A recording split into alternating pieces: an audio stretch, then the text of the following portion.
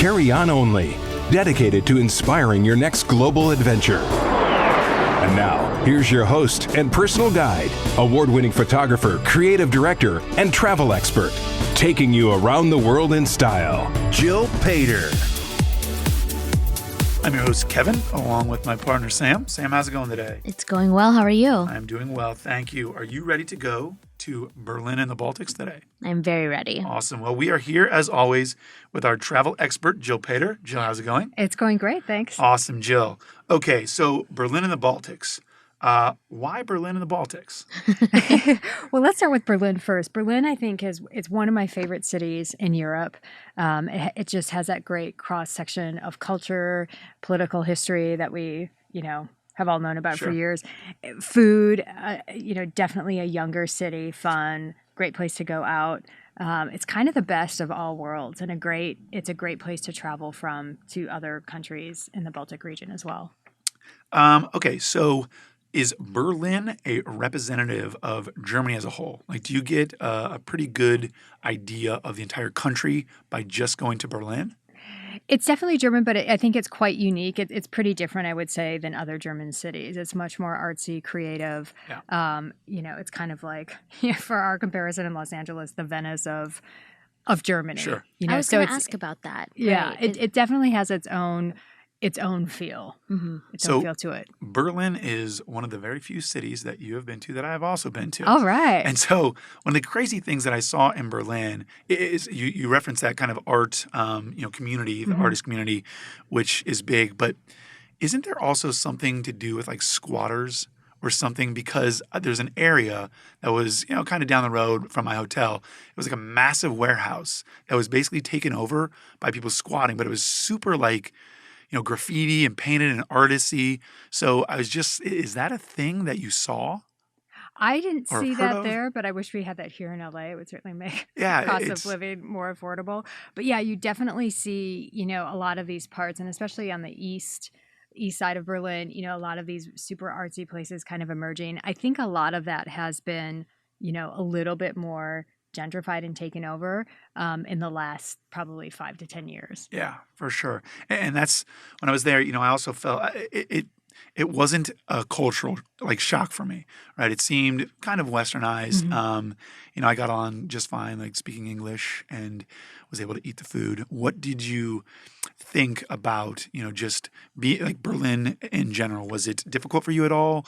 Were you able to find kind of those creature comforts that we've talked about in the past? Yeah, super easy place to travel to, I found throughout. I think the biggest surprise was just probably, the living history there. It's something that we don't really have here in the U.S. because we're such a young country, but just the history of the past there and combining with the future, has like a very young scene now, juxtaposed against its past and Sure. the East and West and the split. And did you notice any kind of absolutely old school like East and West? Definitely, the separation? West is still much more gentrified Yeah. in general and much more developed on a different level. But I think that's what makes it such a great city to visit because the East has definitely kind of more heart and guts and soul and especially for younger people, I think it's slightly more interesting and artsy in that way. So you get like the best of both worlds. Absolutely. Sounds like a busy, busy place to be. So of course that begs the question, what's the nightlife like? The only thing Sam cares about. I know. What is the nightlife? Food and nightlife. Can I dance? Both are great there, food and nightlife. I mean, there is so much to do. You got It's a crazy young rave city. scene too. Yeah. If you're into that, Sam. If you're into that. Things go to 6 a.m. Okay, I'll pass, but it's good to know. So good to know. And so how long did you stay? I stayed there for about 10 days. Okay. Was that enough time? Did It was. That's perfect. And Perfect the amount of great time. thing I love about, just being in Europe is you're so close to everything. For us, coming from the US, that's not normal. You can't just fly or hop on a train to somewhere else. And so it's just a great landing pad to go and do other travel from as well. Okay. That's good. What was your favorite part and why of being in Berlin? I think I love, so I love architecture and design and probably going to the Bauhaus Museum there. So that, Oh yeah. it's a birth of Bauhaus design and so learning about it and seeing it. I think also too, the art galleries, I knew, Berlin had a rich art scene, but I didn't realize just how prolific it was until I was there for the first time, just seeing all that. And it's also pretty condensed. Like you have, the Reichstag and you have, the gardens and just different museums and memorials and tons of it's just so much of everything, but it's pretty compact, so it's easy to visit Go from one place to another. right, to go from one place to the other without being overwhelming. It's not obviously not the size of like a London or a Paris. Right. It's very manageable. Well, so now since this is Berlin and the Baltics, was it easy to get around to other countries kind of within that region? Super easy, yeah. And there's lots of discounted, cheap flights in Europe to say you want to go to Riga or Tallinn, Copenhagen, Stockholm, Russia. Which was our last episode, St. Petersburg. Right. Very, very easy to do. And such a great region. That's one of my, it was one of my favorite trips was traveling around that region. It's so close. It's so easy. As a foreigner, it's not, tough. You can get around language-wise. And it's just, you kind of know what to expect in each place to a certain extent. Right. So it's not, you don't have that, you're in major cities and they're very gentrified. So when you go to those different cities and they're all, relatively easy to get to from one or the other, do you see much of a difference in the people, the culture, the architecture? Absolutely. Yeah. Yeah. And all those things. And the basic things in terms of like transport, getting to and away, it's easy and streamlined, but definitely very different histories, different cultures, different food in all of those places. And I think that's what makes it such a rich experience because you can do that and your travel time between places is so short. Yeah. Was there anything because of that? Was there anything that you were intimidated by?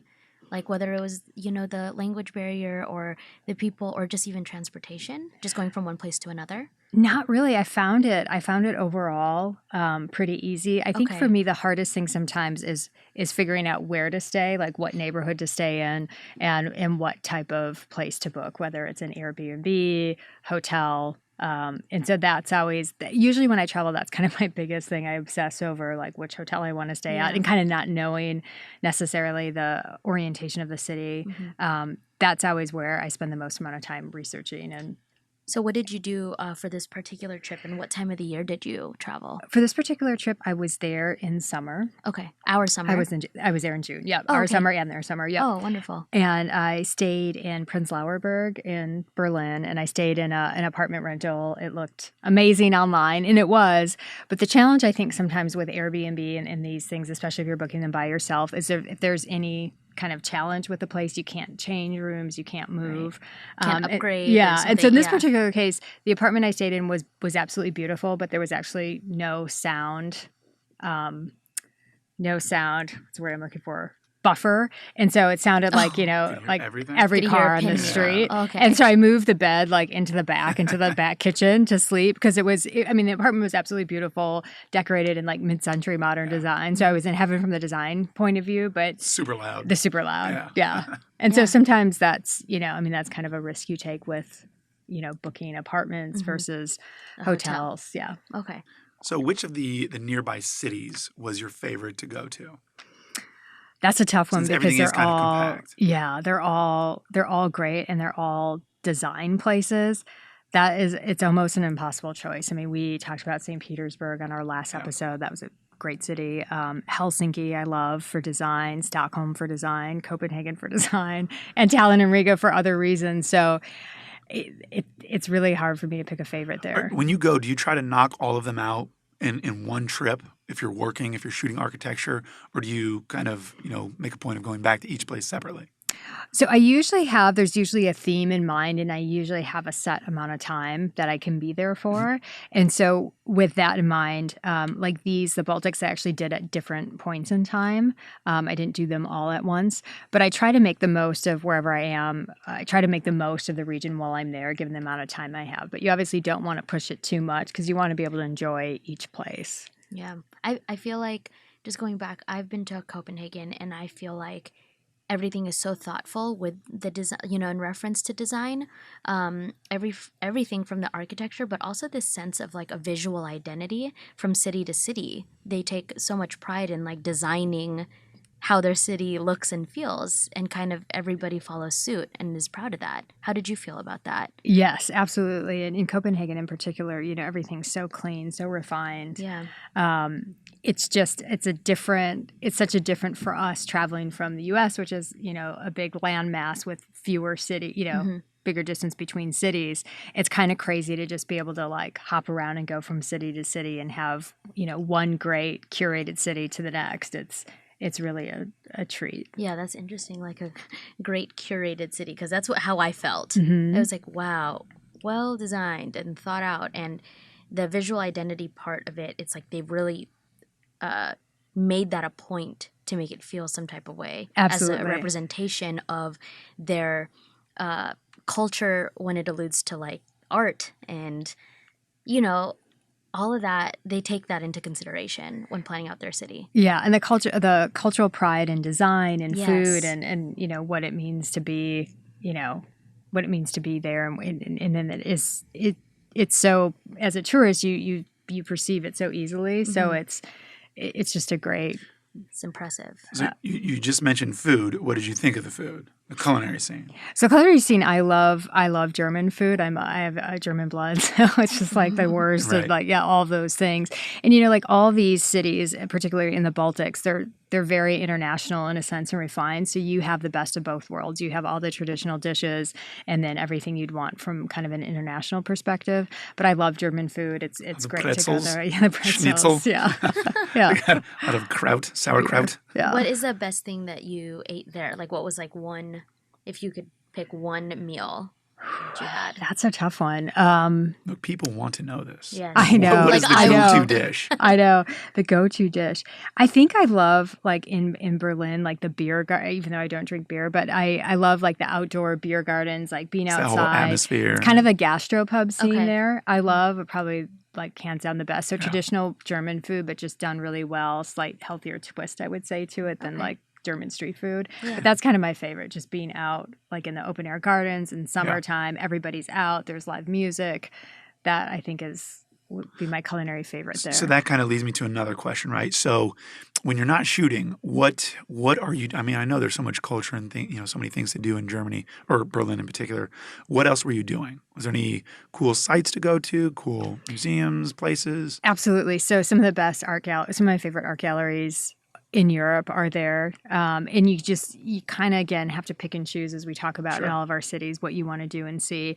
The Holocaust Memorial, the Jewish Museum, Checkpoint Charlie, the Bauhaus Museum, Tiergarten, which is a beautiful garden, Reichstag, which is their parliament.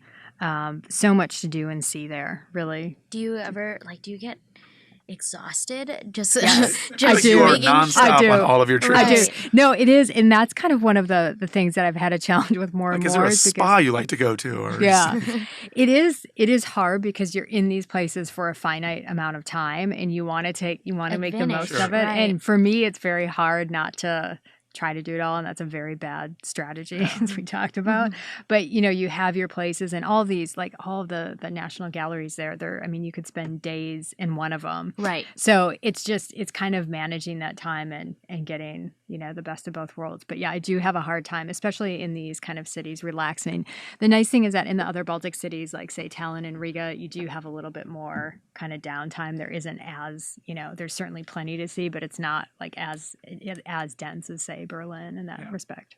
what type of challenges? Anything kind of pop up that was you weren't expecting? Anything like that? I think the biggest challenge is what we we're just talking about in terms of like fitting it all in and figuring out, especially in this region, figuring out how much time you want to spend in each place. I have to imagine, especially the way you travel, like FOMO is probably a real thing for you. It is. Because you travel, 7 to 10 days. There's so much to do. And, I imagine it'd be like coming to the U.S. Like there's so many cities to go to, so much to do. Right. And it's just tough to fit it all in. It is. I feel like it's like Disneyland every day. Right. Because you're just trying to do it all. Much bigger, right? Yeah, you just like want to make sure that you do take advantage of it. Like everything from the food to also the activities that you do.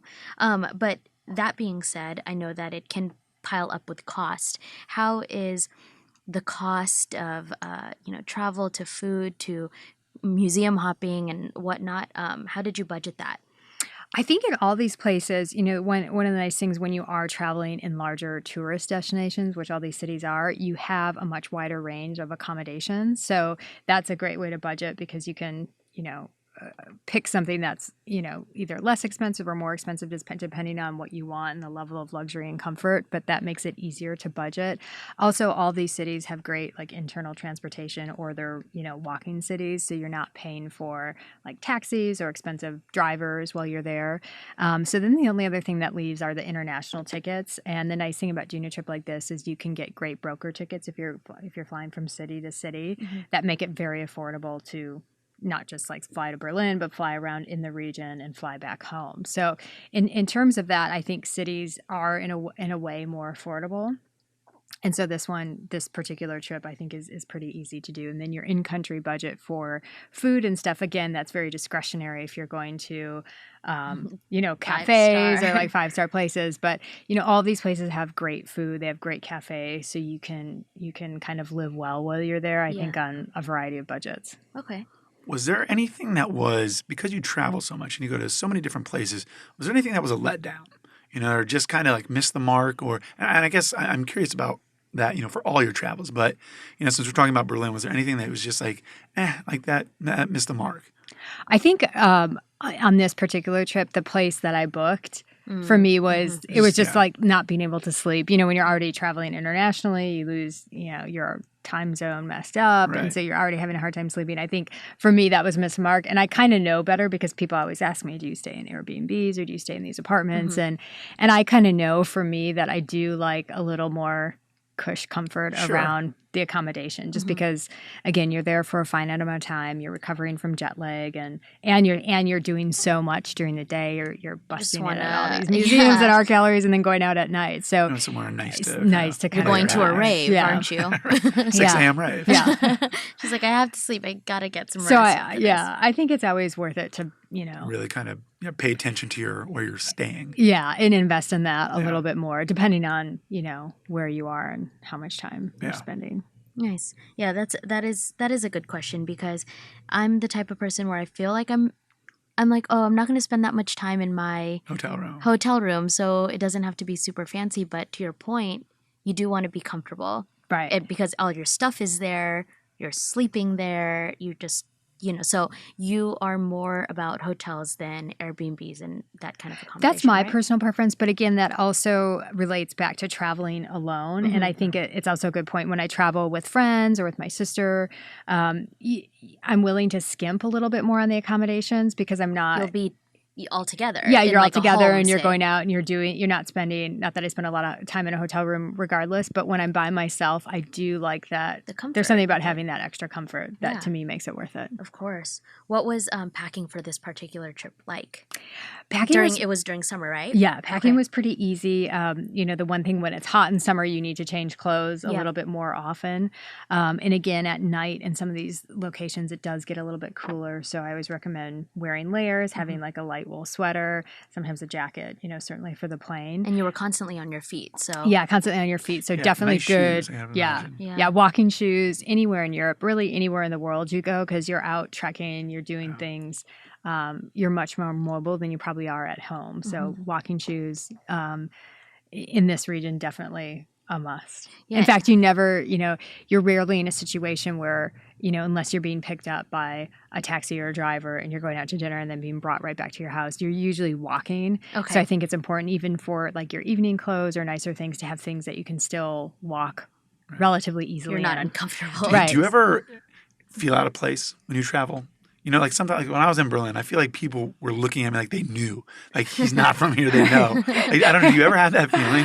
I have it not in Berlin, actually, though, because I feel like my heritage is from that area. And so I feel like I fit in better there than here. Like, I have that feeling in LA. Am I crossing the streets right? Yeah. Like, are people like, I don't. Right. And so I don't have that much. I feel like I blend more in Europe than I do probably in Southern California for sure. But there are places where you just stand out so much racially, and that Sure. that you just can't avoid that. I mean, I feel like I'm always the girl, no matter where I am, LA or another country, like lost all the time. Oh, that girl is a tourist for sure. So I'm But it's always LA. standing out. I think in certain parts of Asia too, because it's not an they're not individual oriented society. Yeah. So people see you traveling alone as a female. That's just not very common there. right. And so then I kind of feel like More like a little you're bit part of it. more Yeah, right. standoutish. Yeah, like a little outed. Right. So going back to the packing situation, it is now time for Drum roll. Jill's packing hack. So you're so good at packing super light. What's a tip in changing up your look, but being able, like, that is a problem, is to make sure that you look like you're wearing a different outfit every day, but how do you hack that situation so that you're not bringing too much of anything? Right. So I think one of the great things about traveling is like no one, few people will see you every day except your fellow travelers. The Unless people you're going taking with. a bunch of selfies. Right. You Yeah. know. Yeah. But one of the things that I think works the best is really, we talked a lot about layers in the past, about layering clothes, but also taking advantage of low density, low weight accessories. So scarves are a very easy way to change up your look and just kind of make you look dressier when you're kind of grungy and walking around. You're like put together. Yeah. So scarves, even different, like having different sunglasses, hats, earrings, having Sneakers. so much. having some fun accessories, Right. jewelries. If you're a man, ties, ties, ascots. If you're going in that direction. But I think just like thinking about smaller things, because people really notice those Right. first, and so that if you're wearing kind of monochromatic clothes underneath, You they don't just- notice that it could be the same thing every day. It just you change it up. Yeah, that's really That's smart. basically like the hack to get by without like changing or showering for Yeah. several days. Just put on You a have to different shower. approach. Yeah. I have an Yeah. ascot on. Right? Yeah. I've rolled Yeah. my sleeves. Right. All right. Well, Jill, thank you as always for taking us through Berlin and the Baltics. It was great. Appreciate it. So thank you. Thank you. Carry on only. Thanks for listening to Carry On Only, dedicated to inspiring your next global adventure. Listen to Jill take you around the world in style, live every week right here or 24/7 on demand at starworldwidenetworks.com. Please remember to like, subscribe, and share. For immediate access to Jill's destination guides, blog, and show notes, please visit jillpater.com and follow her on Instagram at Jill Pater.